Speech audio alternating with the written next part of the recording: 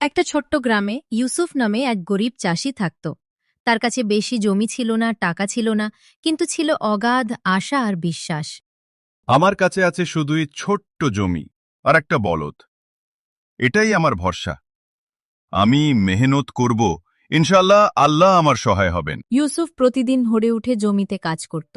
রোদ হোক বা বৃষ্টি, তার পরিশ্রম কোনোদিন কমতো না। ঘাম ঝরানোই আসল ইবাদত। আমার ফসল একদিন উঠবেই, ইনশাআল্লাহ। কিন্তু এবছর বৃষ্টি এলো না। জমি ফেটে গেল, গাছ শুকিয়ে যেতে লাগলো। হে আল্লাহ, যদি পানি না পাই তাহলে সব শেষ হয়ে যাবে। তবুও ইউসুফ হার মানল না।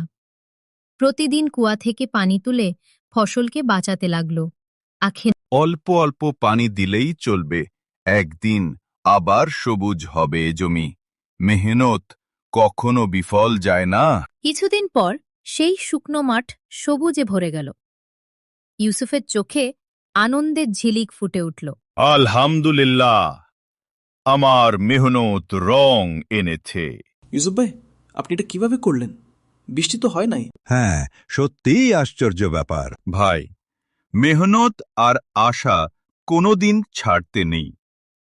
আল্লাহ সবসময় মেহনতকারীর সাথে থাকেন। গ্রামের মানুষ ইউসুফকে উদাহরণ দিতে শুরু করল। তার মেহনত সবার জন্য প্রেরণা হয়ে দাঁড়ালো।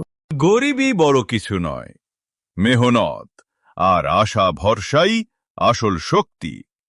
যতদিন মানুষ হার মানে না, তার জয় নিশ্চিত। এই হলো এক গরিব চাষির গল্প, যে তার মেহনত আর আশার মাধ্যমে পুরো গ্রামকে শিখিয়েছিল, কষ্ট যত বড়ই হোক না কেন, মানুষ যদি দৃঢ় থাকে তবে সবই সম্ভব।